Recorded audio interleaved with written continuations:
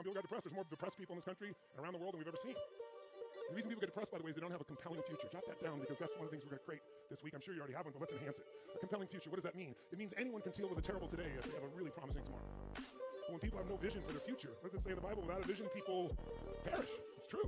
We need a vision beyond where we are. And so we go from denial to anger to sadness and loss. And by the way, do people sometimes get stuck in one of these?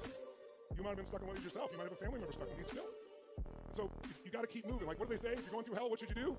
Keep going. That's the only solution. I know it doesn't sound fun, but we always get stronger. The one thing I can tell you that is not going to go away, regardless of whatever you call new normal or whatever the hell this is stress is not going to leave your life. Every human you're going to meet has extreme stress. Some people think, oh, certain people are just so lucky. I remember I had a business partner years ago, and I thought he was my dear friend, and he did some really not good things. He was very greedy, and somebody offered a bunch of money, and, well, I'll tell you the details. He really tried to screw me over. And I got so angry because really underneath when people are angry, what are they? Hurt. And where's hurt come from? Sense of loss.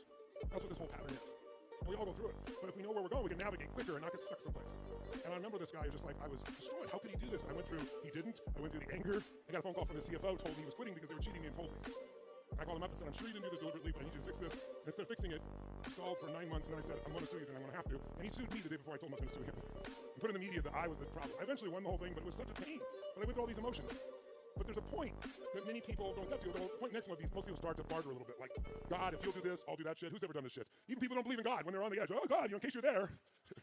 Just in case. I'm willing to clean this shit up if you're going to save my ass in this situation, right? And that's where the bargaining starts happening. But there's a level you got to get to, and it's counterintuitive for most of you. It would be counterintuitive for me.